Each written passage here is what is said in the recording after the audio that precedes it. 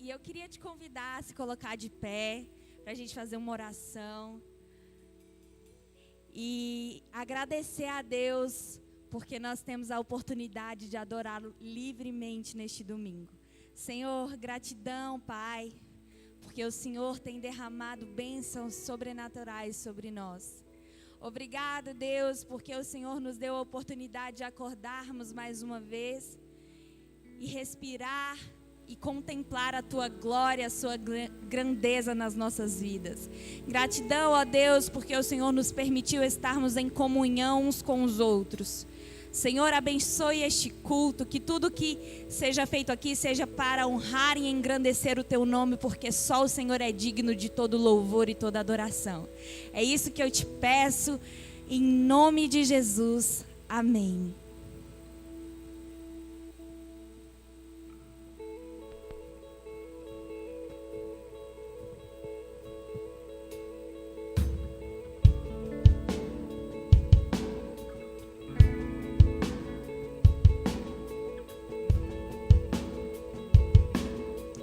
Cristo é o único que tem poder para nos salvar.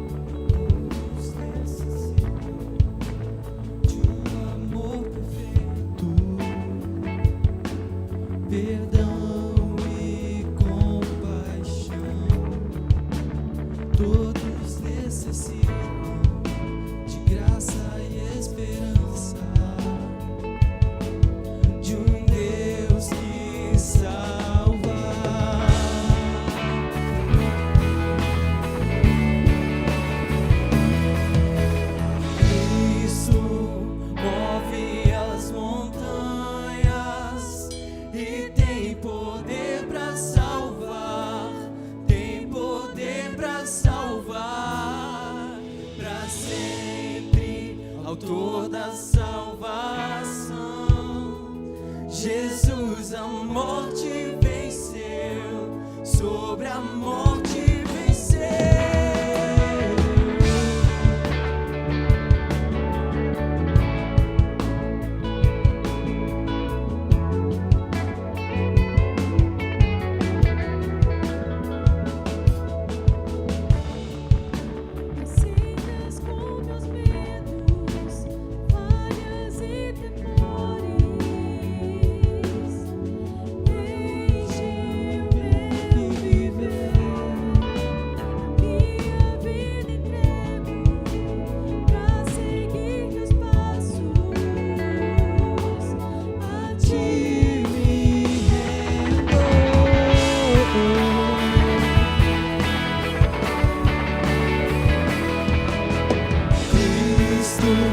Move as montanhas e tem poder para salvar, tem poder para salvar, para sempre, autor da salvação. Jesus a morte venceu, sobre a morte venceu. Cristo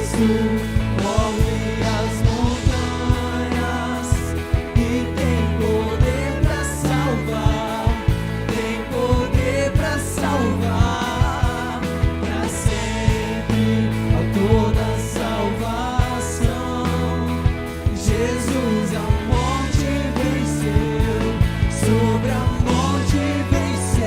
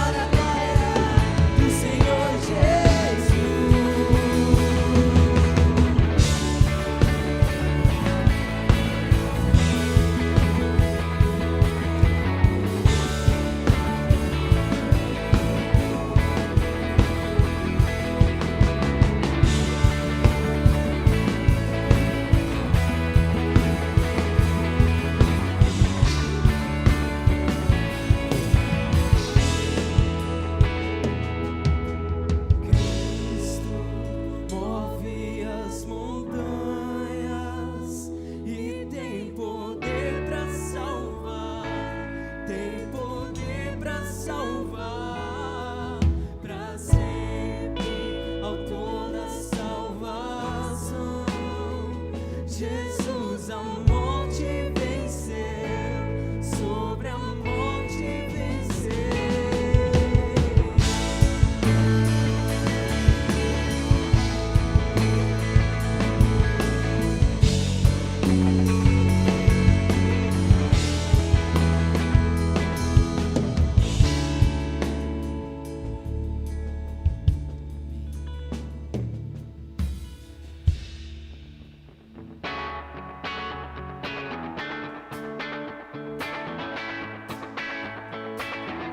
Adoremos ao nosso Deus. O amor dele nunca falha.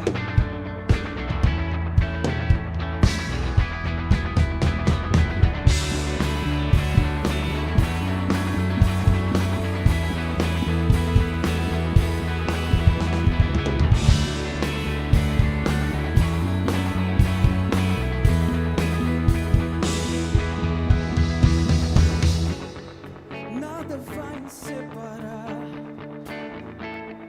mesmo se eu me abalar, teu amor não falha.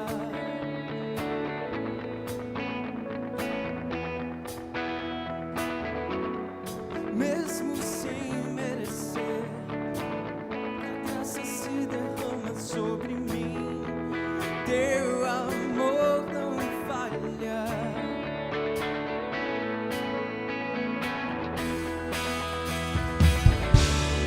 Tu és o mesmo pra sempre,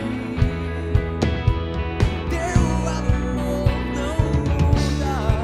Se o choro dura uma noite, a alegria vem pela manhã. Se o mar se enfurecer, eu não tenho o que temer, porque eu sei que me amas. Teu amor não falha.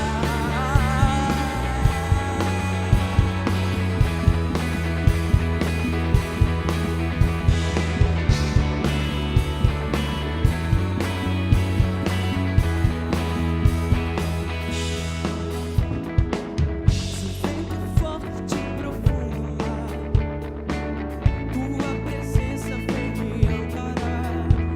Teu amor não falha.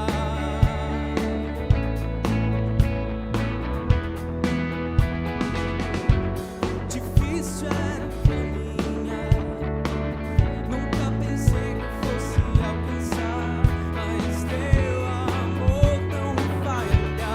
Não, não, não, pois tu és mesmo. Tu és o mesmo pra sempre. Teu amor não muda. Se choro dura uma noite, a alegria vem pela manhã.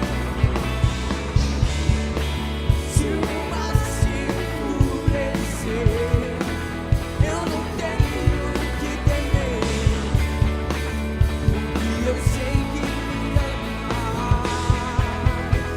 Teu amor não falha.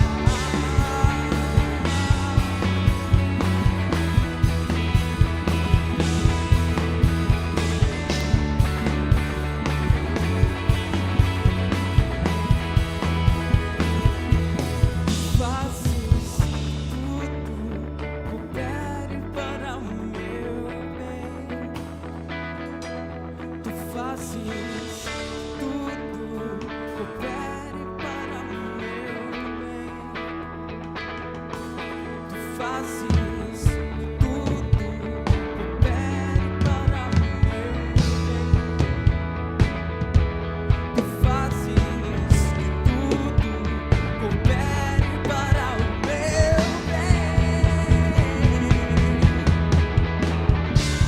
Pois tu és o mesmo pra sempre. Teu amor não muda. Se o choro dura uma noite, a alegria vem pela manhã. Se o mar se enfurecer, eu não tenho o que temer. Eu sei que me amas.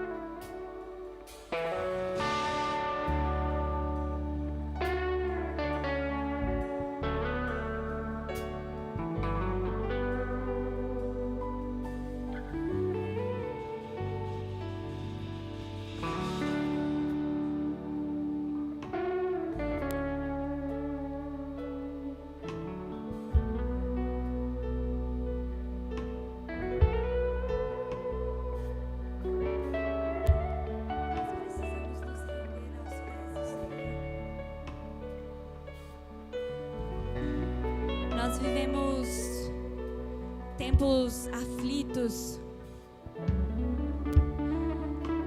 Temos vivido tempos difíceis.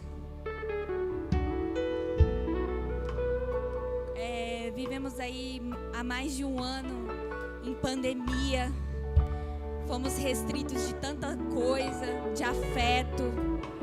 Ficamos restritos de contato. Ficamos restritos até desse momento de comunhão entre os irmãos. Muita gente de fato deixou de vir à igreja.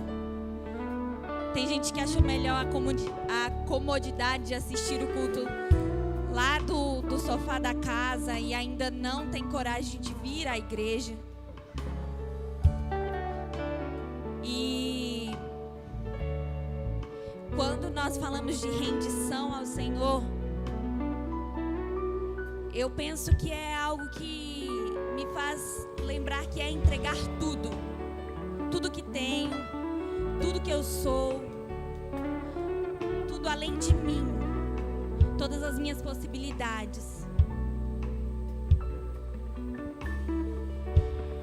E eu queria te convidar a fazer essa oração, uma oração de rendimento, uma oração que você se coloque em humilhação, em que você se coloque entendendo qual é a sua posição diante de Deus, entendendo que sem Ele nada somos, nada podemos fazer. Deus, aqui estamos, ó Pai, rendidos a Ti, prostrados a Ti, ó Pai.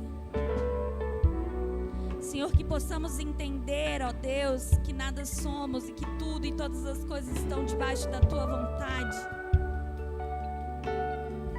Assim como Seu Filho, Jesus,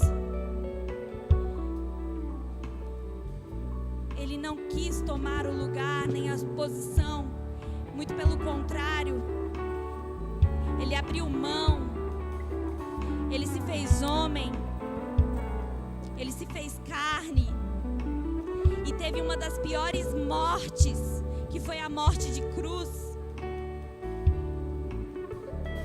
Senhor, aqui estamos perante Ti, ó Deus, e clamamos misericórdia. Nós precisamos, ó Pai, de Ti a cada momento, a cada segundo, Senhor. Conduz os nossos caminhos, os nossos passos, as nossas decisões, ó Deus. E sobretudo que nós possamos entender que tudo que nós fazemos é da Tua vontade, tem que ser a Tua vontade. Que nós possamos colocar diante de Ti todas as nossas decisões, todos os nossos sonhos, os nossos projetos, os nossos planos. Nós temos aí 3 meses basicamente para o ano terminar. E 2022 vai começar. Será que nós temos colocado os nossos projetos nos planos do Senhor? Será que os nossos pensamentos estão alinhados com os Seus pensamentos, Deus? Que nós possamos entender que o Senhor está debaixo, que nós estamos debaixo da vontade dEle.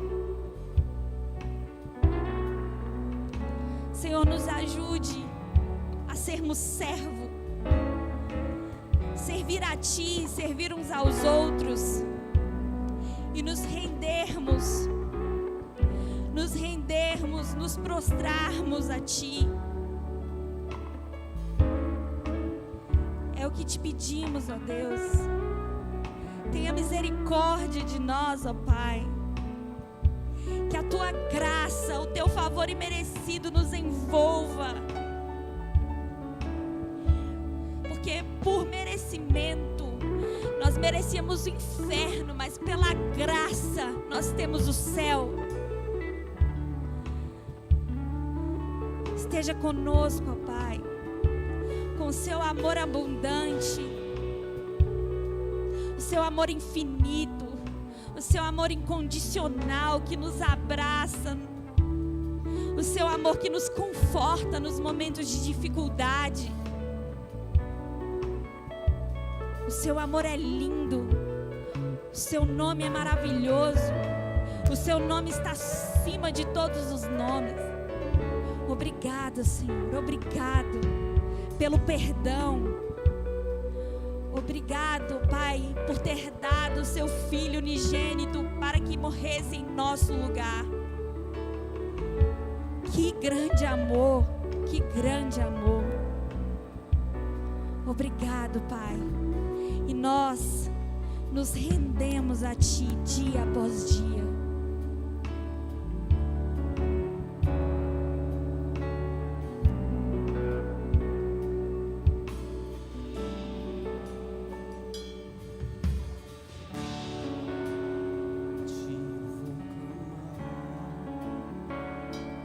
Pois tudo vem de Ti e tudo está em Ti. Em Ti vou descer.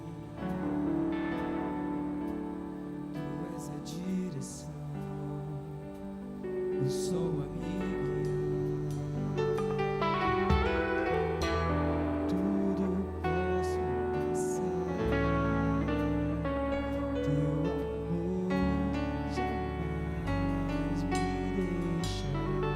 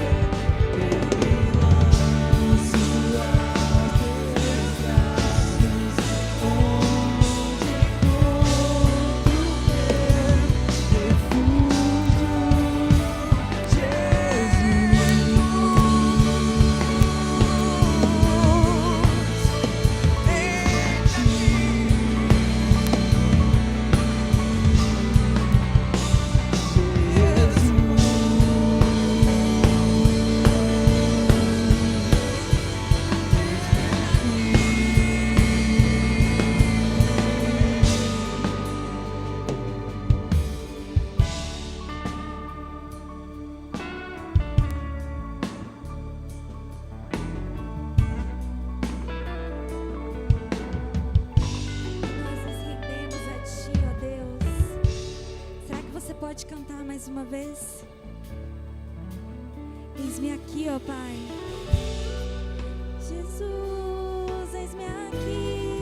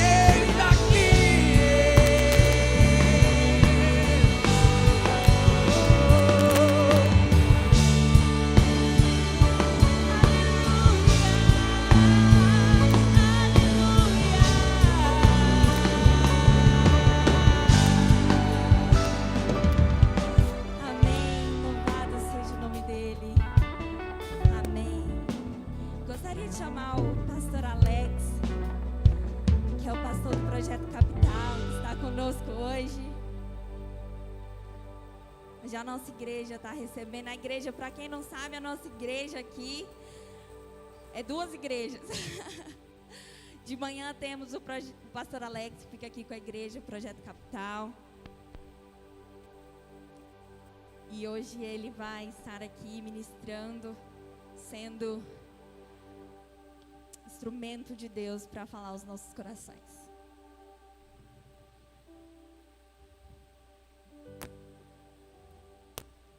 Boa noite. Pessoal, eu estou muito feliz de estar aqui. Por várias razões. Você tem um passadorzinho? Quem conseguiu o passador depois? Beleza, vai trazer, né?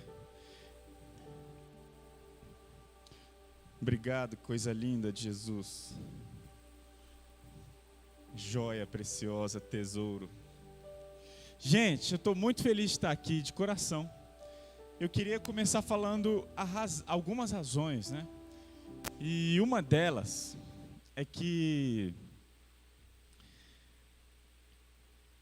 a primeira vez que eu vim aqui, eu estava gravando uma série de mensagens no lockdown. Nós tivemos alguns lockdowns. Como é que fala isso no plural? Meu Deus do céu, alguém me ajuda. Vocês me entenderam, né? Lockdowns. Né? E o que acontece, pessoal? Eu estava gravando, o Jean estava comigo aqui. E o Jean, no meio da gravação, apareceu uma pessoa, sentou enquanto eu gravava aqui uma série de mensagens. E quando eu acabei a mensagem, a pessoa se levantou e perguntou assim para mim: "Você se lembra de mim?" E eu falei: "Não, eu não me lembro." Né? E aí a pessoa tirou a máscara. Esse negócio de máscara, né, gente? Não sei se vocês já se depararam com isso. Às vezes, tá lá, você não reconhece a pessoa por conta da máscara. Eu não reconheci. Eu não reconheci tanto por causa da máscara, tanto por conta da dieta.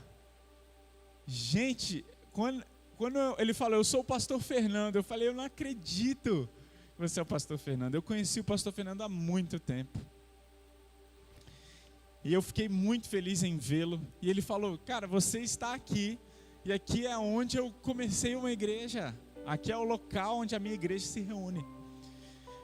E enquanto a gente conversava, o Fernando falou: eu comecei a contar a história do Projeto Capital para ele. Estava falando o que Deus estava fazendo, como Deus estava se movendo no nosso meio, quantas coisas maravilhosas estavam acontecendo. O pastor Fernando perguntou assim: Alex, vocês estão se reunindo aonde? Eu falei: estamos em lockdown. Mas ele falou: quando acabar o lockdown, vocês vão para onde? Aí eu falei: não temos um local. Aí ele falou: olha, aqui tá vago o domingo de manhã, você não quer vir para cá domingo de manhã? Gente, eu olhei para ele e falei: como assim, né? Que é isso? O que você está querendo me dizer? Ele falou: vem para cá domingo de manhã. Eu pensei, imediatamente, já fui pronto na minha resposta. Falei: Fernando, eu não tenho como assumir esses custos. A gente não tem condições, nós somos uma igreja pequenininha. Aí ele falou: quem falou em assumir custos? Vem para cá. E eu: não, pera aí que a gente vai ter que tomar um café. A gente tomou um café, tudo se resolve com café, na nossa igreja tudo se resolve com café. E a gente foi tomar um café, e o Fernando me contou um pouquinho do coração dele. E ele falou: cara, Deus falou comigo, Deus falou que a gente precisa abençoar o trabalho de vocês. E cara, a gente quer abençoar o reino. Nós não somos uma igreja para nós mesmos, nós somos uma igreja para o reino. Deixa que eu falo lá com a pessoal da comunidade Fábrica. E eu estou vindo aqui, então, desde já, agradecer demais. Gente, eu não tenho palavras para agradecer ao Fernando, e eu não tenho palavras para agradecer a vocês. Porque nesse local aqui, pessoas estão tendo um encontro com Jesus. Por causa da generosidade, por causa do outrocentrismo, colocar o outro no centro, por causa do desprendimento, Jesus está sendo anunciado, vidas estão sendo transformadas aqui nesse salão. E eu quero agradecer, porque se não fosse pelo coração de vocês, se não fosse pelo carinho de vocês, pelo altruísmo de vocês, pelo amor de vocês, a gente vai falar sobre o maior amor do mundo. Se não fosse por isso, muitas pessoas não estariam sendo transformadas. Eu agradeço imensamente, de coração. E a mensagem de hoje é exatamente sobre o amor. Mas não é qualquer amor, a gente vai falar sobre o maior amor do mundo. E eu queria começar trazendo uma música de Arlindo Cruz. Deixa eu só dar um abraço nesse querido aqui.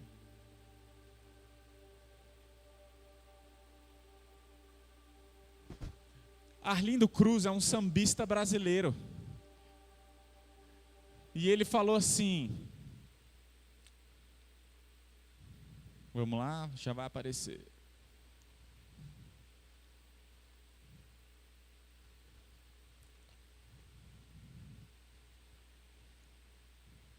Vamos. Tá certinho aí? Bem, enquanto o pessoal vai, eu acho que está no final, hein? Está no final das mensagens. Mas olha o que Arlindo Cruz compôs. Ele falou assim, ó: se perguntar o que é o amor para mim, não sei responder, não sei explicar, mas sei que o amor nasceu dentro de mim, me fez renascer, me fez despertar. Me disseram uma vez que o danado do amor pode ser fatal, dor sem ter remédio para curar. Me disseram também que o amor faz o bem e que vence o mal. Até hoje ninguém conseguiu definir o que é o amor. E esse sambista brasileiro, falando belissimamente sobre o amor, deixou uma frase no ar: até hoje ninguém conseguiu definir o que é o amor. Ninguém sabe explicar o que é o amor, porque o amor, eu imagino que para Arlindo não cabe em palavras, né? O amor é muito maior do que as palavras possam explicar. Então ninguém conseguiu até hoje explicar o que é o amor, né? Carlos Drummond de Andrade, em uma de suas poesias, eu queria mostrar para vocês uma das poesias mais belas de Carlos Drummond de Andrade, quando ele falou assim: quando encontrar alguém, olha só pessoal, rapazes, olha a oportunidade de vocês recitarem isso para as mulheres que vocês amam. Solteiros, abram os olhos, anotem Carlos Drummond de Andrade, ok? Casados, anotem Carlos Drummond de Andrade. Mas olha só o que ele diz: quando encontrar alguém e esse alguém fizer seu coração parar de funcionar por alguns segundos, preste atenção. Pode ser a pessoa mais importante da sua vida. Se os olhos se cruzarem e neste momento houver o mesmo brilho intenso entre eles, fique alerta. Pode ser a pessoa que você está esperando desde o dia em que nasceu. Se o toque dos lábios for intenso, se o beijo for apaixonante e os olhos se encherem d'água neste momento, perceba, existe algo mágico entre vocês. Se o primeiro e último pensamento do seu dia for essa pessoa, se a vontade de ficar juntos chegar a apertar o coração, agradeça. Deus te mandou um presente chamado amor. Por isso, preste atenção nos sinais. Não deixe que as loucuras do dia a dia o deixem cego para a melhor coisa da vida. O quê? O amor, né? Carlos Drummond de Andrade. E eu queria ter conhecido esse poema antes de fazer os meus votos de casamento. Gente, ia facilitar demais a minha vida. Meu Deus do céu. É ou não é? Imagina, amor, Carlos Drummond de Andrade falou muito melhor do que eu quero falar para você. Nossa, eu ia detonar os meus votos. Até mesmo porque nos meus votos eu tive um problema, né? Quando eu peguei lá o papel e o pastor falou: vai lá, Alex, faça seus votos para Thalita, né? Eu falei: Thalita, você sabe quem é o grande amor da minha vida? Jesus. Quando eu falei isso, um garotinho lá no meio falou: se deu mal, achou que era ela, né? E pronto, acabou com os meus votos, né? Não tive mais votos. Então assim, eu queria ter conhecido Carlos Drummond de Andrade antes, mas fica para a próxima. Então, para quem não conhece, fica a dica, ok? Beleza? Agora, quando a gente ainda tentando definir o amor, Vinícius de Moraes tem uma das frases mais conhecidas do Brasil, que é que o amor seja eterno enquanto dure, né? E ele está aqui tentando falar que, olha, o amor, que ele seja intenso ao ponto de parecer até eterno, enquanto ele durar. Se durar até o fim da sua vida, beleza. Se não durar, ok também. Entende? O que Vinícius de Moraes estava querendo dizer, o amor, ele pode acabar, então que seja intenso enquanto ele existir e durar. Parece que o amor tem barreiras para Vinícius de Moraes. Entende? Por isso que o que nós vamos falar aqui hoje é sobre o maior amor do mundo. É o amor que não existem barreiras. É o amor que não possui condições. Ok?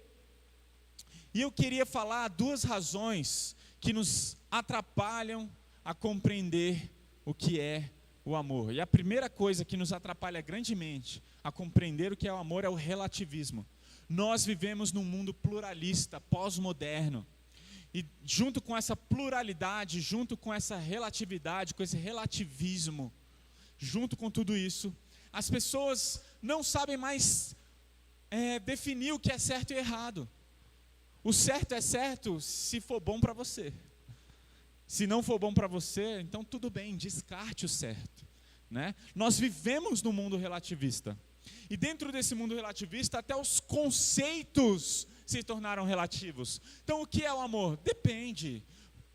Está te fazendo bem? Então defina como amor, entende?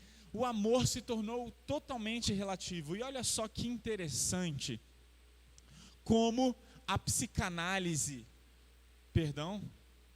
como a psicanálise define o amor.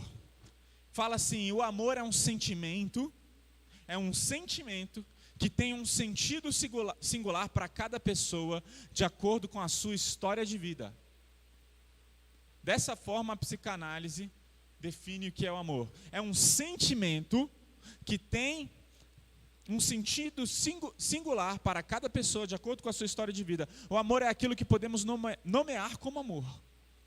Se você não consegue nomear como amor, então não é amor. Você define o que é o amor. O amor, ele é totalmente relativo. O que for amor para você, talvez não seja amor para mim, e ok com isso, né? A psicanálise ainda afirma, nós entendemos o que é amor baseado nas nossas experiências, naquilo que vivemos ou sentimos. O amor é uma construção. O amor não é uma definição, o amor não tem um conceito particular, ele é uma construção baseada nas suas experiências, na construção que fazemos muitas vezes inconscientemente. Isso é o amor. Para a psicanálise, entende como é completamente relativo? Ou seja, se o amor é um sentimento, a hora que o amor acabar, a hora que você parar de sentir alguma coisa, pare de amar, porque você não ama mais. Então aqueles votos feitos utilizando Carlos Drummond de Andrade, lindíssimos, que fez todo mundo se emocionar, agora, se eu não estou sentindo mais nada, vamos parar, porque, entendeu? É só um sentimento. Antes eu olhava para você, meu coração acelerava, agora já que não acelera mais, então eu não te amo mais. O amor se tornou completamente relativo. E é por isso que eu quero ver com vocês o que é o maior amor do mundo. E eu acho que o relativismo atrapalha demais na compreensão do que é o amor. Outra coisa que atrapalha muito em nós compreendermos o que é o amor, é a dificuldade de conciliar amor e justiça. Gente, conciliar amor e justiça é muito difícil. É muito difícil. Você quer ver? Eu vou dar alguns exemplos para a gente entender a dificuldade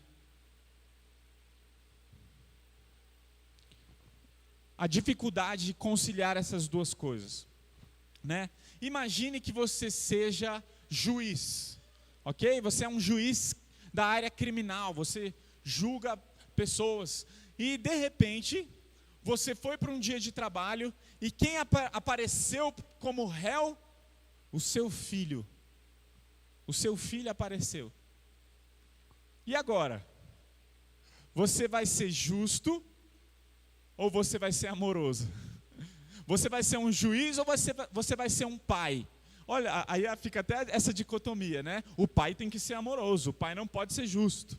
Entende? Existe uma grande dificuldade de conciliarmos amor e justiça.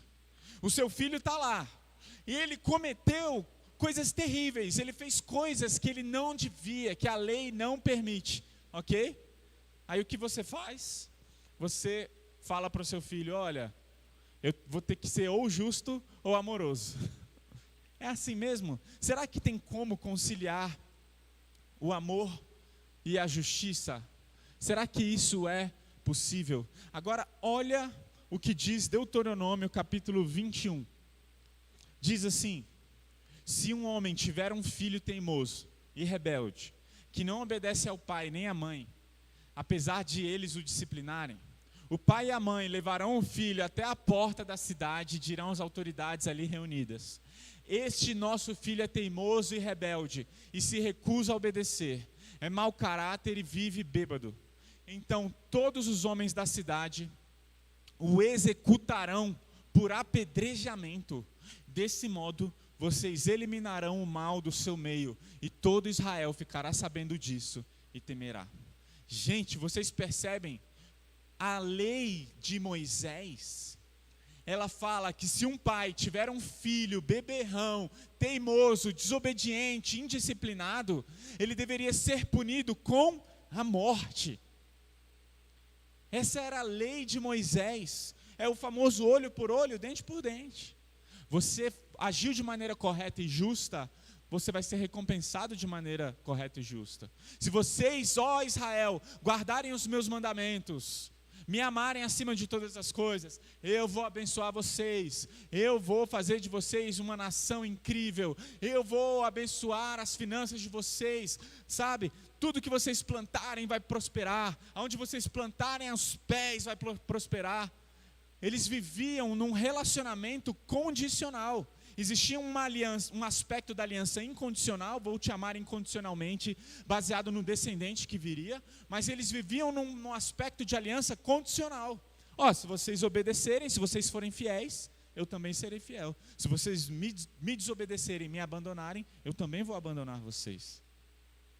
E existiam leis exatamente para manter o equilíbrio.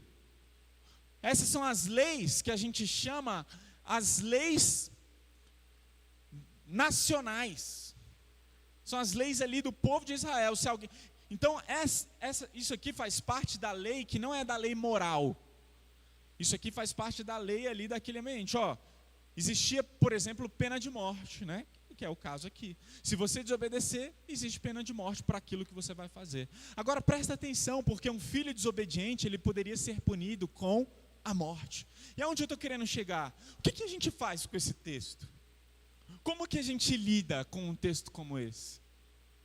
É extremamente difícil pensar que a gente pode lidar com os nossos filhos assim. Como que seremos justos? Porque se você observar no versículo 19, o pai e a mãe vai pegar o filho e levar para as autoridades. E aí eu te pergunto, um pai desse está sendo amoroso? Está vendo como é difícil conciliar amor e justiça? Porque quando a gente olha para um texto desse, um pai que faz uma coisa dessa, ele pode até ser justo, mas amoroso, jamais. Não é verdade? Estou falando alguma coisa, não é difícil de entender isso? Não é difícil conciliar amor e justiça? É difícil demais. Isso acontece inclusive dentro das famílias. Um cônjuge vai lá, erra uma vez, 2 vezes, 3 vezes, 10 vezes. Aí a gente vê na Bíblia, ame o seu cônjuge, né? Perdoe o seu cônjuge. Peraí, uma coisa é amar, outra coisa é ser feito de trouxa, né? Não fica, não, mas eu preciso fazer justiça. Gente, essa conciliação é extremamente difícil. É muito difícil conciliar amor e justiça, mas precisamos entender como conciliar amor e justiça para entendermos o maior amor do mundo. Essa é a minha proposta aqui. Nós precisamos, primeiro, acabar com o relativismo. Acabar com o relativismo. O amor, ele é definido não a partir da maneira como a gente o constrói ou o que a gente sente. O amor, ele é definido em uma pessoa. Deus é amor. Deus é amor. Uma pessoa é o amor. Ele é o padrão do amor, ele é o conceito do amor. Cristo Jesus é o amor em pessoa, mas ao mesmo tempo ele é a justiça em pessoa. E aqui eu quero trabalhar com vocês, então, Lucas, capítulo 15, porque aqui eu acredito que através desse texto, nós vamos entender o maior amor do mundo. Através de Lucas capítulo 15, nós vamos entender a grandeza do amor de Deus. Vamos ver esse texto juntos? Olha como a Bíblia é maravilhosa. Eu te convido primeiramente a perceber os 3 primeiros versículos de Lucas 15, que dizem assim: cobradores de impostos e outros pecadores vinham ouvir Jesus ensinar. Os fariseus e mestres da lei o criticavam, dizendo: ele se reúne com pecadores e até come com eles. Então Jesus lhe contou esta parábola. Gente, qual é o contexto de Lucas capítulo 15? Os fariseus, eles estavam indignados com Jesus.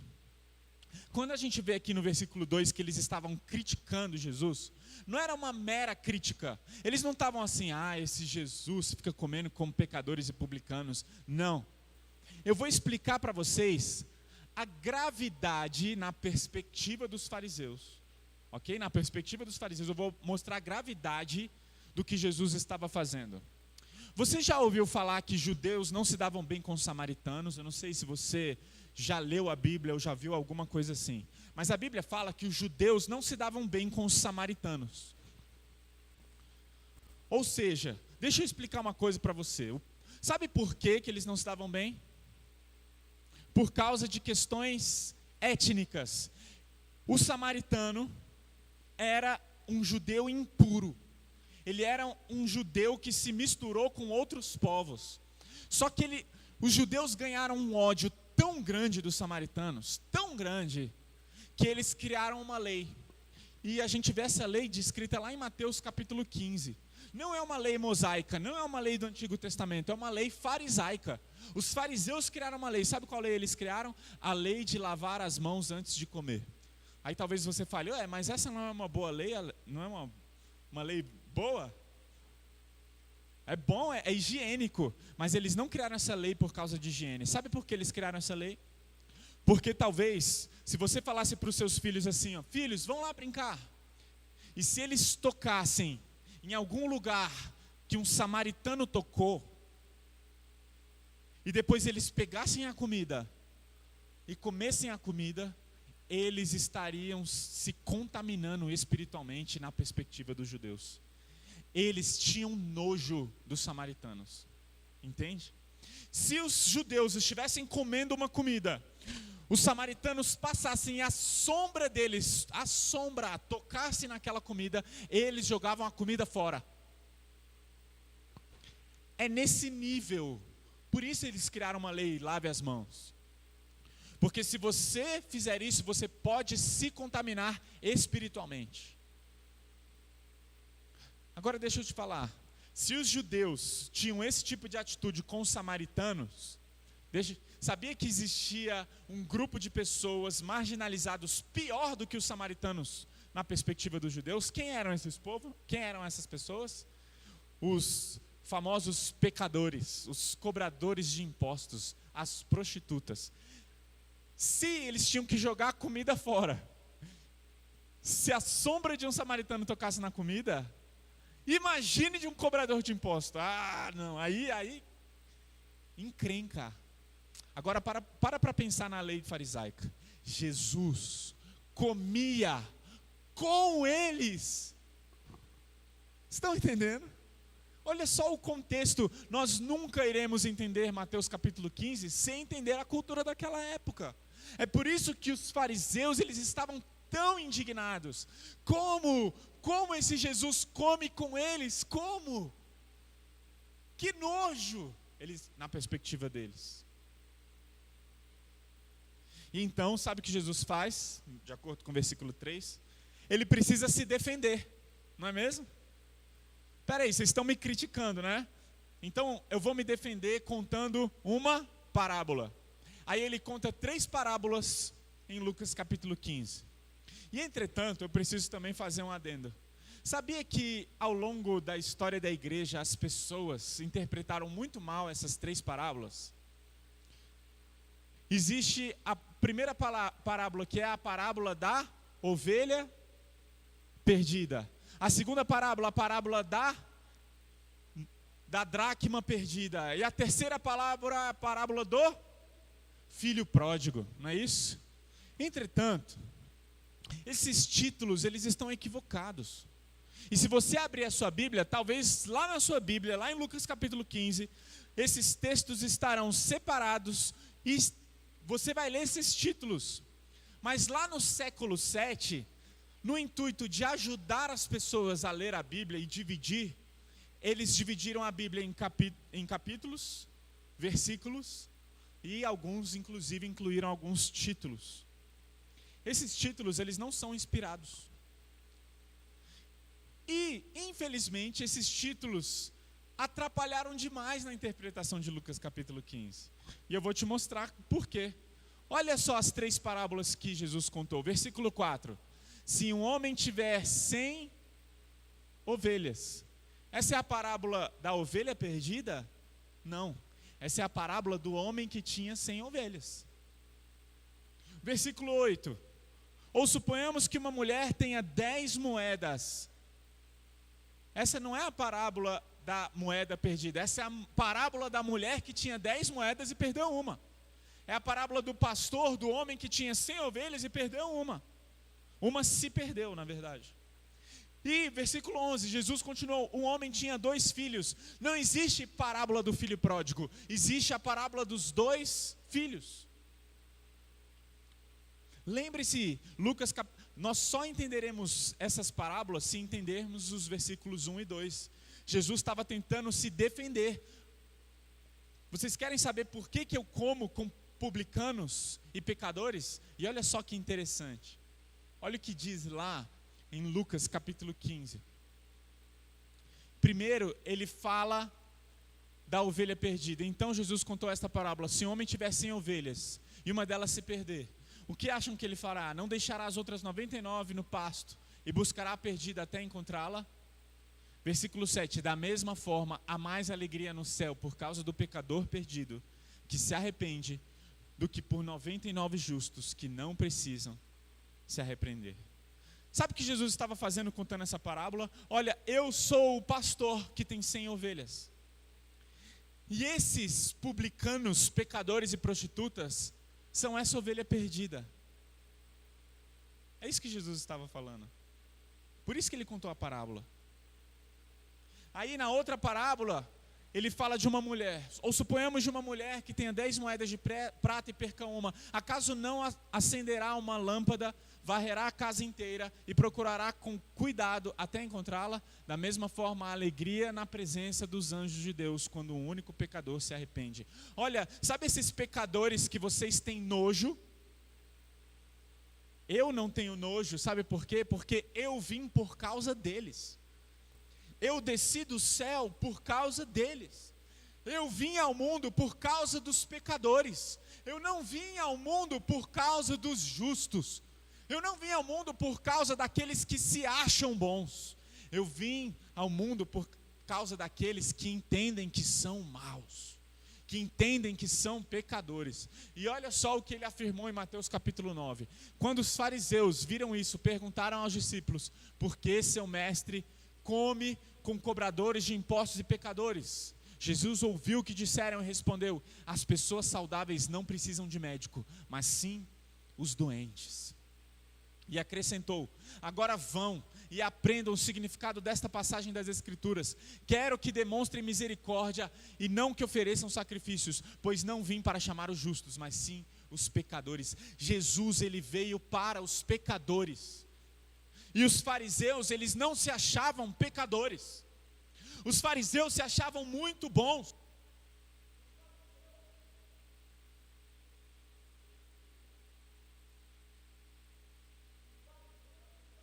Os fariseus, eles tinham certeza que eles não precisavam de salvação.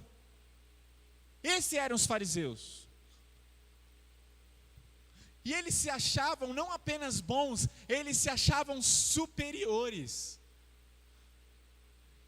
E deixa eu te falar uma coisa, desde já, Jesus, ele não veio para aqueles que se acham superiores. Ele veio para aqueles que se acham inferiores, para aqueles que reconhecem que precisam de salvação. Ele veio para os doentes, ele veio para os perdidos, ele veio para aqueles que entendem que precisam de salvação. Se as pessoas não acreditam que precisam de salvação, elas não precisam de um Salvador.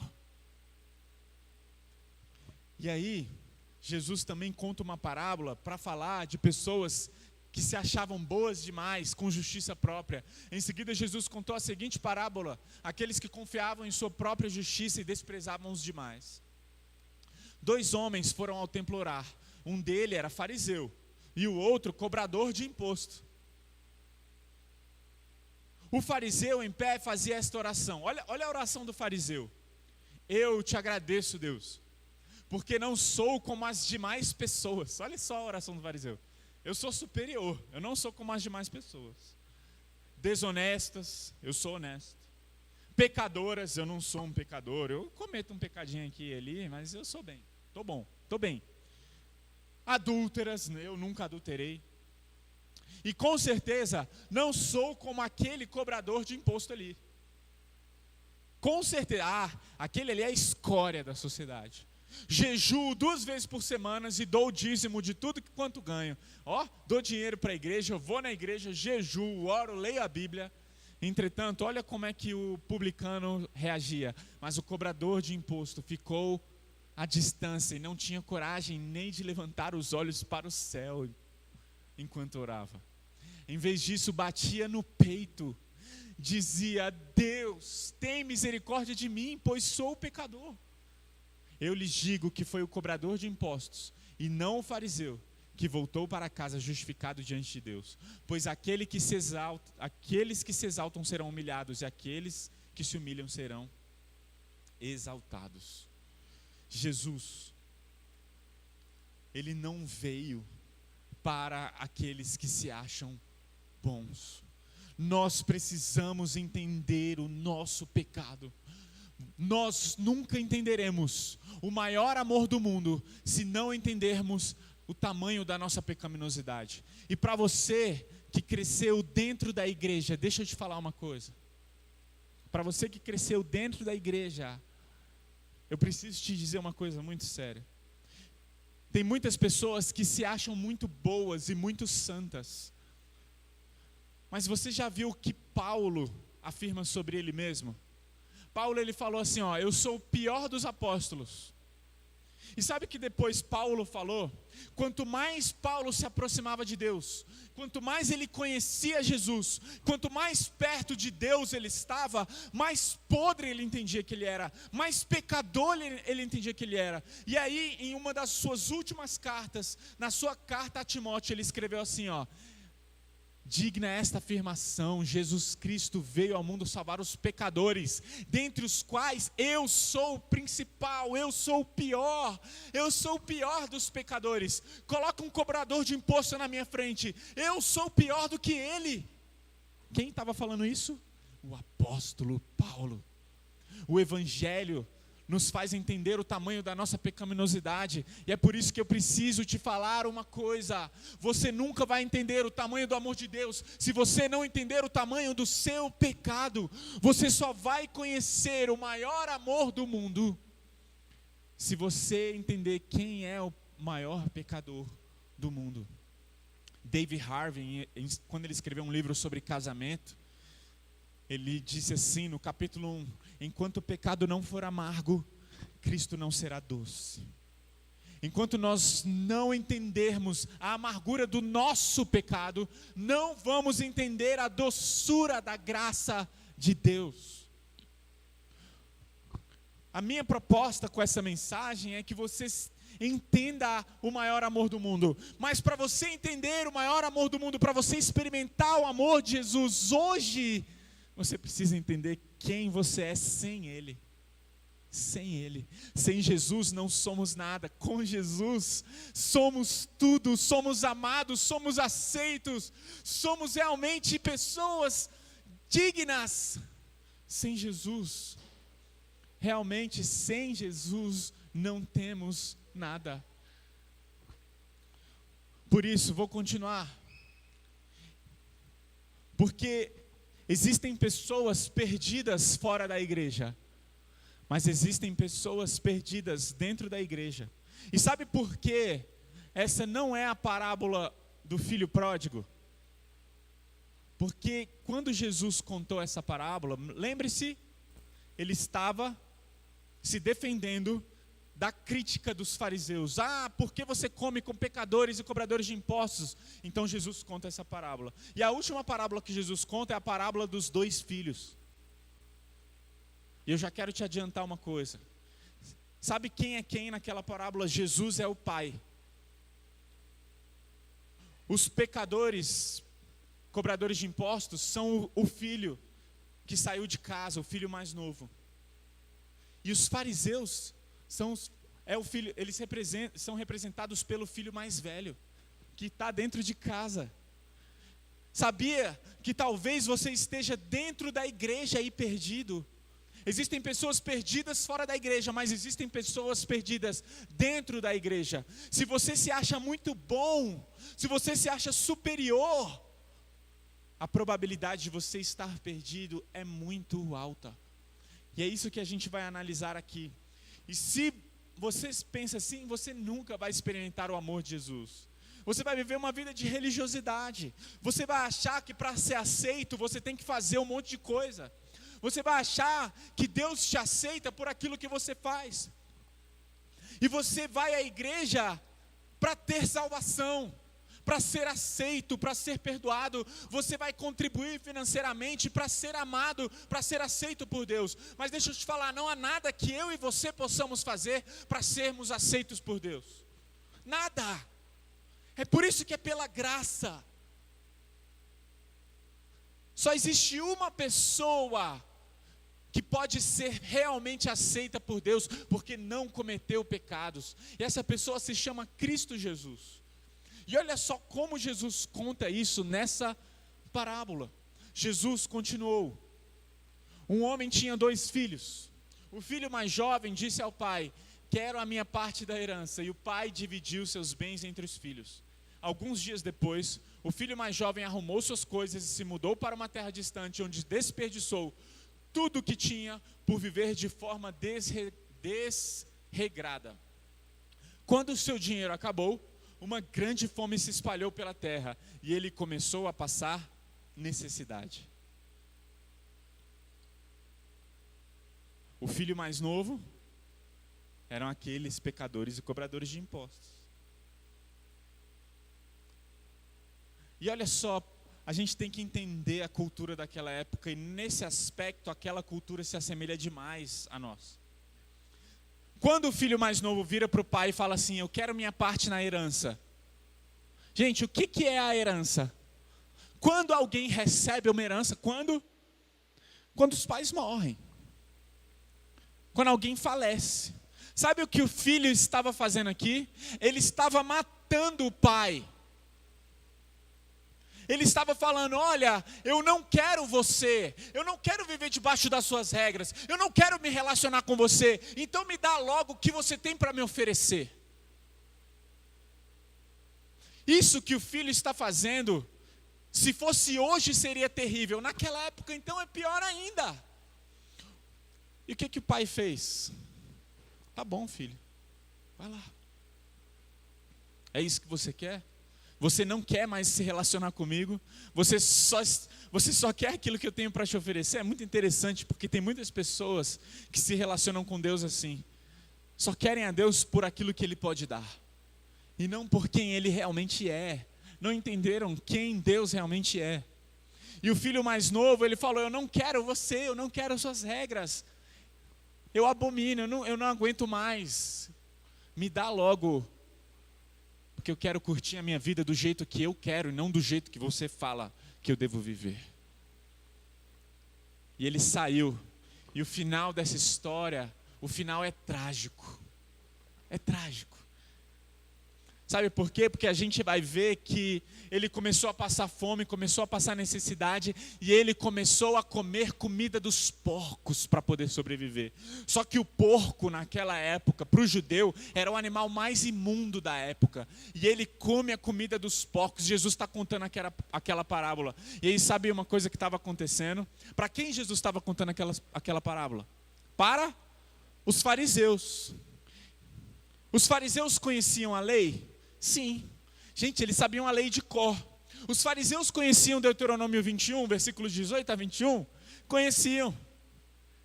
Então os fariseus deviam estar ouvindo aquela parábola de Jesus e pensando assim: quando esse filho voltar para casa, ele vai ser apedrejado. Porque a lei de Moisés fala que todo filho rebelde, desobediente, indisciplinado deve ser apedrejado. E eu imagino os fariseus já lambendo os beiços, pensando: eu sei o final dessa história. Eu sei. E aí sabe o que é interessante? Porque não apenas os fariseus que estavam ouvindo essa parábola sabiam.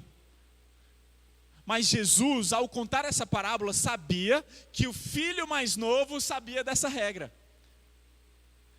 Gente, é por isso que para o filho mais novo voltar para casa não era uma decisão fácil, porque ele estava correndo risco de morte. E é por isso que ele ensaia a fala para o retorno de casa. Ele fala assim: eu vou retornar à casa de meu pai. E sabe o que eu vou dizer? Ele estava ensaiando o discurso. O que eu vou falar para meu pai? Porque eu vou ser morto. Eu sei o que a lei diz. E eu vou falar assim: pai, pequei contra o céu e contra o Senhor, eu não sou mais digno de ser chamado seu filho. Por favor, não me mata, pai. Eu abro mão de ser seu filho. Me deixe vivo, eu vou ser um de seus servos, um dos seus servos, me trate como um dos seus empregados, mas não me mate. É isso que eu vou falar para o meu pai, porque senão ele vai me matar. Se eu falar, pai, me perdoa, ele vai me matar. Então eu vou abrir mão de tudo. Eu já desperdicei tudo mesmo. É isso. Ele ensaia o discurso, porque ele sabia que seria morto, não é mesmo? E o que acontece? Foi isso que o pai fez. Olha o que o pai fez, versículo 20. Então, o filho voltou para casa. Imagina o coração palpitando, falando, será que meu pai vai me matar? E quando ele volta para a casa do seu pai, quando ele ainda estava longe, o seu pai o viu. O pai estava à procura do filho. E o que o pai fez? Cheio de compaixão, ele faz o que? Ele corre para o filho, ele vai até o filho, ele abraça o filho, ele beija o filho. E desde aqui a gente já começa a entender o poder do Evangelho. Aqui a gente já começa a entender o que é o Evangelho. No Evangelho a gente vê a justiça e o amor ao mesmo tempo. Mas olha só, o filho volta para casa, naquela expectativa, será que eu vou ser morto ou vou ser perdoado? Então o pai vai até o filho, o pai corre na direção do filho, não é o filho que corre na direção do pai. E a gente tem que entender que essa é a grande diferença entre o cristianismo e todas as outras religiões. Você sabe qual é? Sabe o que é religião? Religare, a palavra religare. É tudo aquilo que você faz para se religar com Deus. Entretanto, o cristianismo é a única religião no mundo que fala que não existe nada que você possa fazer para se religar com Deus. Só Deus pode fazer alguma coisa para que vocês voltem a ter uma ligação. Só o cristianismo, mas nenhuma outra religião no mundo fala isso. É Deus vindo até nós. As outras religiões é o que a gente faz para chegar até Deus. O cristianismo é o que Deus fez para chegar até nós. E aqui a gente vê o pai indo até o filho. Entretanto, a gente vê uma coisa também naquela cultura. O pai corre, e correr era vergonhoso. Sabe por quê? Porque os homens usavam vestes. E para correr ele tinha que levantar as vestes e mostrar as pernas, o tornozelo naquele contexto era vergonhoso. Sabe o que o pai faz? Ele passa vergonha por causa do filho. E aqui a gente já começa a entender o cerne do Evangelho. Não é apenas o amor pelo amor. A gente vê que o pai passa vergonha por causa do filho. Ele não apenas ama, ele sofre a vergonha no lugar do filho. Foi isso que Jesus fez.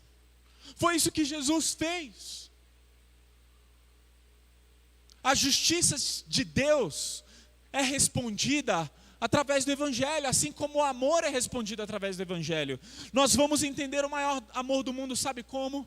Quando a gente entende o nosso pecado. Aquele filho, ele entendia o seu pecado. Ele falava, eu sei o meu pecado. Se eu voltar para casa, o meu pai vai me matar. Sabe qual é um dos grandes problemas de não compreendermos o Evangelho? É porque se fala muito pouco sobre pecado. Aquele filho entendia as consequências do seu pecado. E sabe o que a Bíblia fala sobre o nosso pecado? Que o nosso pecado nos separa de Deus. Isaías capítulo 59, versículo 2. Romanos capítulo 3, versículo 23. Todos pecaram, estão afastados de Deus. Romanos 3 ainda fala que não há ninguém que faça o bem, não há nenhum sequer. A nossa natureza, de acordo com Romanos capítulo 5, versículo 12, está contaminada, porque pelo pecado de um homem, Adão, o pecado entrou no mundo. E agora a nossa natureza é pecaminosa. Nós não podemos agradar a Deus. O nosso pecado nos afasta de Deus. E tem mais. Como o nosso pecado em última instância é contra Deus, sabe o que isso significa? Que nós precisamos de condenação. Deus falou, se vocês comerem do fruto, vocês vão morrer. O salário do pecado é a morte. Se vocês comerem do fruto, vocês vão morrer. E agora, Deus precisa ou ser amoroso, ou ser justo. Se Deus for amoroso, nós estaremos perdoados. Se Deus for justo, Ele vai condenar os nossos pecados. Não é? O Evangelho mostra como Deus, Ele é justo e amoroso ao mesmo tempo. Jesus veio ao mundo para sofrer no nosso lugar. Sabe como que Deus é justo? Punindo os nossos pecados em Jesus. Toda a condenação dos nossos pecados caiu naquele que não pecou. Aquele que não tinha pecados se fez pecado por nós para que nele nos tornássemos justiça de Deus. Romanos 3, versículo 26, agora Deus em Cristo Jesus se torna justo e justificador, condenando em Jesus os nossos pecados. É dessa forma que a gente consegue conciliar o amor e a justiça. Como? Olhando para Jesus, olhando para o que Jesus fez. O amor, ele não é manifesto em sentimentos. O amor, ele não é manifestado apenas por gratidão. Gente, amar o pastor Fernando é a coisa mais fácil do mundo. Amar vocês, igreja, comunidade, fábrica, é fácil. O que vocês fizeram por mim, o que vocês fizeram pelo Projeto Capital, não tem preço. Eu tenho uma gratidão eterna por vocês. Se vocês me encontrarem no meio da rua e falar assim, ó, eu sou da comunidade fábrica, eu vou imediatamente falar, o que eu posso fazer por você? Amar pessoas que nos fazem o bem é fácil. Agora imagine uma pessoa que matou alguém que eu amo, e eu encontro essa pessoa no meio da rua. O que eu vou querer? Justiça. Eu quero essa pessoa na cadeia, por que ela está solta? Amar é isso, é quando a manifestação do amor é incondicional, é contracondicional. O amor, ele é manifesto quando as pessoas não merecem. Amar quem merece é a coisa mais fácil do mundo.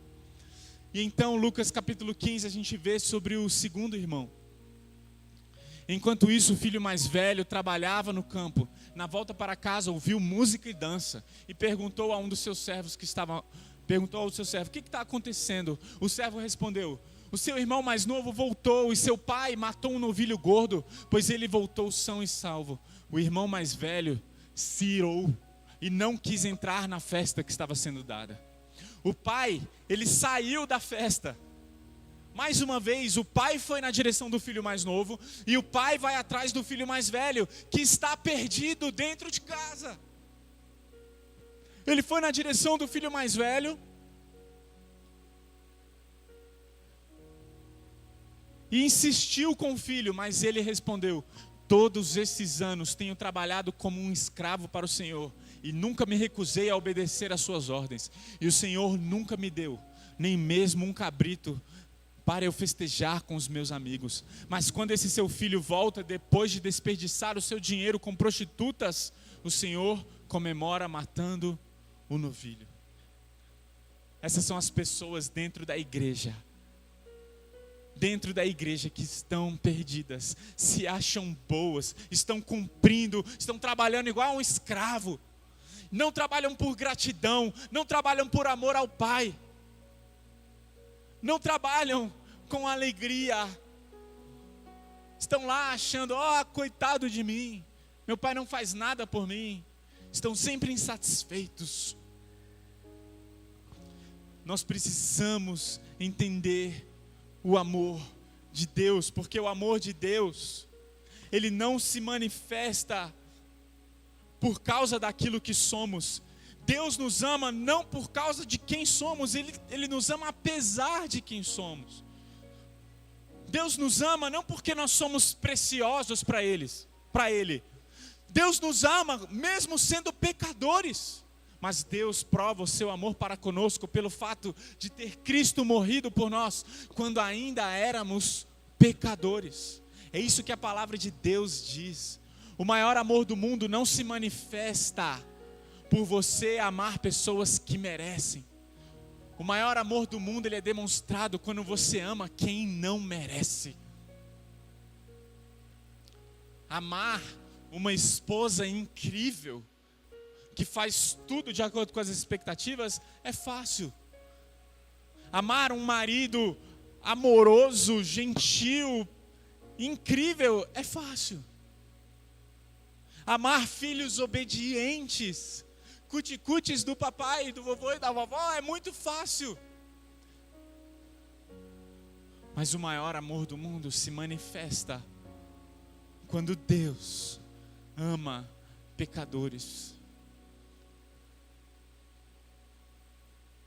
Nós precisamos entender o amor de Deus. Nós precisamos entender o amor de Deus. E nós só vamos entender a profundidade e a dimensão do amor de Deus quando entendermos quem nós somos. Deixa eu te contar uma coisa. Jesus, quando ele estava na cruz, Jesus, ele orou ao Pai e ele falou algumas coisas. Sabe qual foi uma das coisas que Jesus disse? Ele falou: tetelestai, está consumado. Você sabe o que significa tetelestai? Quando um escravo, ele era comprado naquela época, ele, na sua identidade, na sua certidão, no seu documento, ele recebia um carimbo do seu comprador. Sabe o que era aquele carimbo? Tetelestai, que significa está comprado. Lá na cruz, Jesus gritou: tetelestai, está comprado, está consumado, eu comprei eles. Nós estávamos perdidos sem Deus, mas sabe o que Jesus fez? Ele recebeu toda a dor que era para cair sobre nós, caiu sobre Cristo Jesus. Ele é o maior amor do mundo. Você quer conhecer o maior amor do mundo? Não leia Carlos Drummond de Andrade, entenda o que Jesus fez. Pois só Jesus é capaz de nos amar incondicionalmente, contracondicionalmente, mesmo quando a gente não merece, mesmo quando a gente falha. Ele está sempre de braços abertos falando: eu te amo, eu estou disposto a te perdoar, eu te amo mesmo sendo pecador, eu te amo mesmo quando você não me ama, eu te amo. Então venha para mim. É dessa forma que a gente entende o maior amor do mundo. Quando a gente entende o que Cristo Jesus fez. Está comprado. Como Deus concilia a justiça e o amor em Cristo Jesus. Por causa das suas feridas, nós fomos sarados. A Bíblia fala que os guardas e soldados, quando Jesus estava preso na cruz, falaram: se você é realmente o Filho de Deus, desce daí. Mas sabe por que Jesus não desceu? Ele tinha poder para descer, mas ele não desceu porque ele sabia que se ele descesse da cruz, nós desceríamos às profundezas do inferno. Ele nos amou,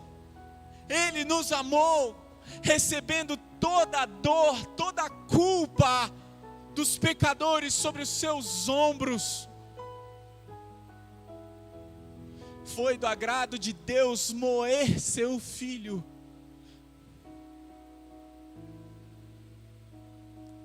O castigo que nos traz a paz estava sobre ele. O nosso castigo, as consequências do nosso pecado. Jesus experimentou o abandono de Deus para que eu e você pudéssemos ser filhos de Deus, por meio da fé, de graça. Ele é o maior amor do mundo. Por isso precisamos entender quem nós somos, precisamos entender a profundeza do nosso pecado, para que então compreendamos qual a profundeza e o tamanho e a largura, a profundidade, a altura do amor de Jesus.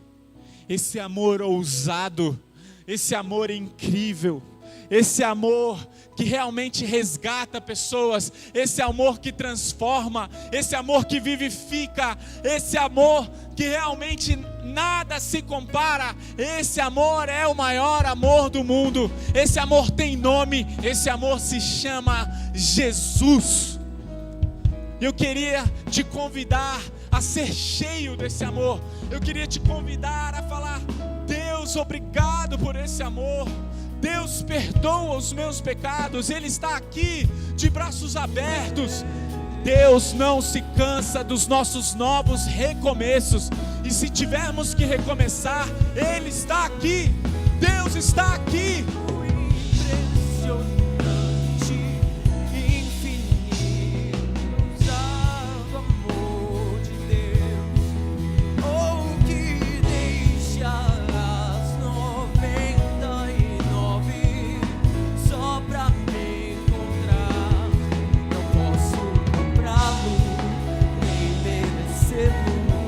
Mesmo assim se entregou.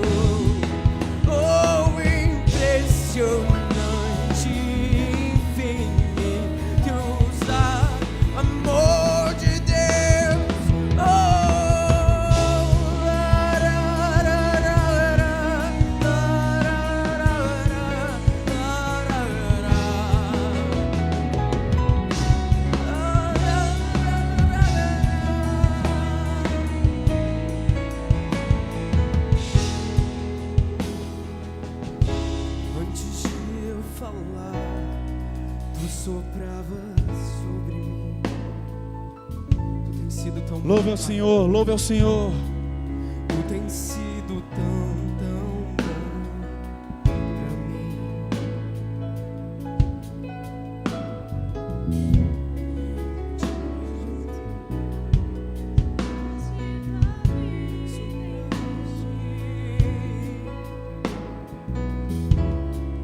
Tu tens sido tão bom pra mim.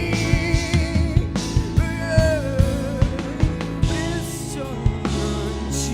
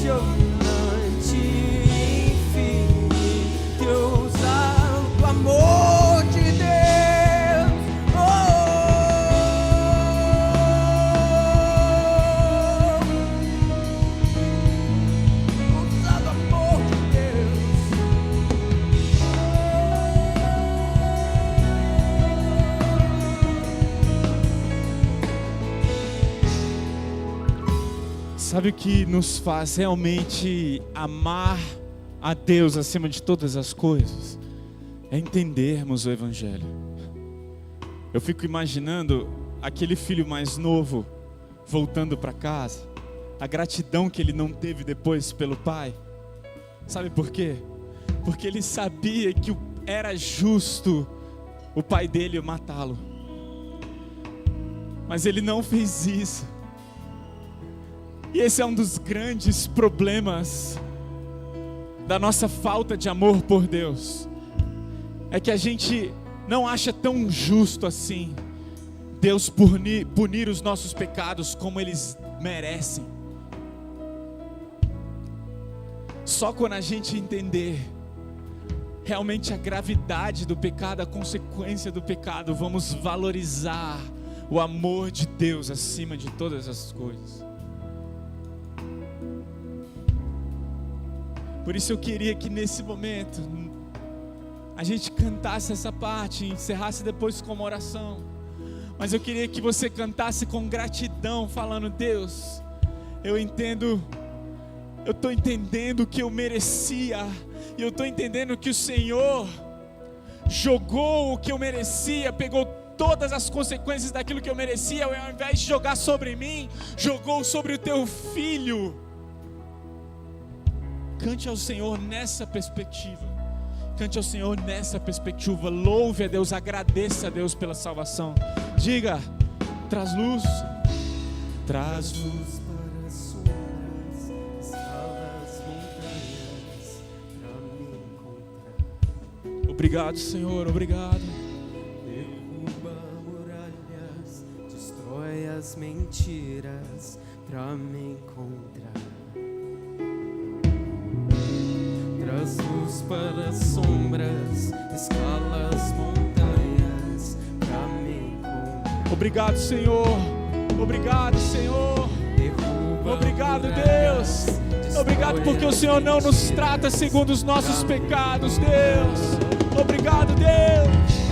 Traz luz para as sombras, escala as montanhas pra me encontrar. Derruba muralhas, destrói as mentiras pra me encontrar.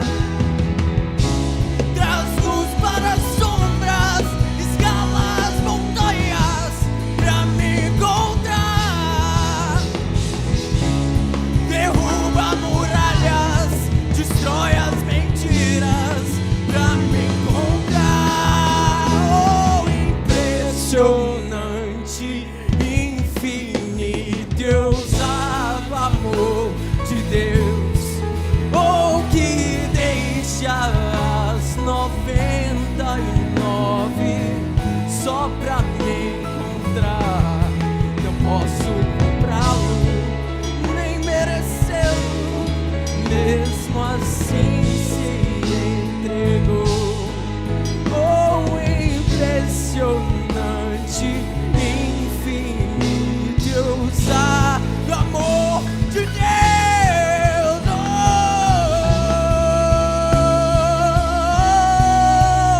Oh, ousado amor de Deus, ousado.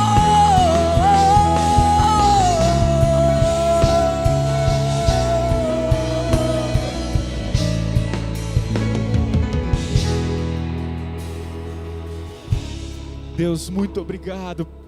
Obrigado porque mesmo sem merecer, mesmo sendo pecador, Pai, o Senhor nos amou, o Senhor se entregou, o Senhor, Deus, não poupou o seu próprio Filho, o Senhor entregou o seu próprio Filho por pecadores como eu, Deus, como nós, Pai. Obrigado, Deus. Queremos valorizar esse amor, queremos ter gratidão por esse amor, queremos nos apaixonar mais uma vez por esse amor, queremos te amar mais do que tudo, queremos, Deus, ser gratos ao Senhor mais do que tudo, tirar, Deus, os olhos daquilo que não recebemos, tirar os olhos das festas que não recebemos, como o irmão mais velho achou, e queremos olhar para tudo aquilo que o Senhor nos dá em Cristo Jesus. Muito obrigado. Cristo é tudo que precisamos. E o Senhor nos deu tudo. O Senhor nos deu o seu Filho. Obrigado por esse amor, Pai.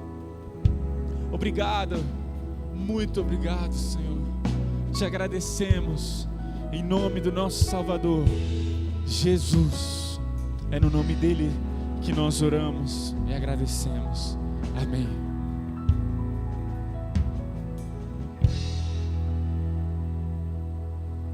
Amém. Louvado seja Deus. Muito obrigado, pastor Alex, por estar aqui. Muito obrigado. Aqui a gente fez um misto aqui do louvor do Projeto Capital com Comunidade Fábrica. Foi muito bom ter vocês aqui. É um prazer sempre recebê-los. Voltem sempre que quiser. Estão abertos. E também a Comunidade Fábrica, se quiser estar de manhã aqui também com o Projeto Capital. Começa que horas mesmo? 10h30, às 10h30. Eles estão sempre aqui. E eu queria falar que o pastor Fernando, ele não veio hoje porque ele teve um compromisso familiar. E ele me deixou responsável por dar alguns avisos. Um deles é sobre a sua doação, sobre a contribuição para que esse projeto, a Comunidade Fábrica, o Projeto Capital, continue ajudando as outras pessoas. Né? Eu não sei se tem como colocar o Pix aqui da igreja. Cadê? Que o pastor Fernando fala que é o Telepix. 982820997. Então, é uma forma de você contribuir com a igreja, né? O pastor Fernando sempre fala que aqui a gente não faz barganha. É uma forma da gente manter esse espaço. A Comunidade Fábrica ajuda outras pessoas que dependem aqui da sua contribuição, da sua doação. Então, se possível, de acordo com as suas condições, ajude a Comunidade Fábrica a continuar ajudando outras pessoas, certo? E a gente... o pastor Fernando, ele tem um sonho, uma visão, que é ver essa igreja cheia de pessoas imperfeitas, buscando ser relacionável e levar o Evangelho de Cristo a mais e mais pessoas. E é isso. Cada vez mais eu vejo a igreja com um pouco mais de pessoas. E isso enche os nossos corações. Eu estou aqui com o pastor Fernando, eu e o Jean, que é meu marido, desde o começo. Desde quando ele fez lá os drive-in. Então, é bem legal ver isso tudo transformando. A gente começou, de fato, do zero, não tinha nada disso. Então, para que isso continue crescendo, a gente precisa da ajuda de vocês. Certo? Eu queria chamar o pastor Alex aqui novamente, para ele fazer uma oração final e dar a bênção, tá bom? Muito obrigado, gente, por vocês estarem aqui. E domingo que vem nós estaremos aqui novamente. Amém? Deus, muito obrigado, mais uma vez, muito obrigado pela tua palavra, obrigado pela tua igreja reunida, obrigado, Deus, porque podemos te adorar, obrigado porque podemos ter livre acesso, tudo por causa de Jesus, tudo por causa de Jesus. Temos a certeza que o Senhor nos ouve por causa de Jesus. E nós te agradecemos, Pai, te louvamos e colocamos o seu nome acima de todo nome, Pai. Que seja assim não apenas agora, mas ao decorrer dessa semana, que a gente ame as pessoas à nossa volta, que a gente demonstre às pessoas o mesmo amor que recebemos, que a gente perdoe com o mesmo amor com que fomos perdoados, Pai. Que a gente demonstre a graça que um dia nos alcançou. E Deus, que a gente faça, Deus, da nossa vida uma adoração constante e contínua. Abençoe a tua igreja aonde quer que ela vá. Em nome de Jesus. E que a graça do nosso Senhor e Salvador Jesus Cristo, o amor de Deus o Pai e as doces consolações do Espírito Santo estejam com todos nós, povo de Deus, agora e para sempre. Amém. Deus abençoe.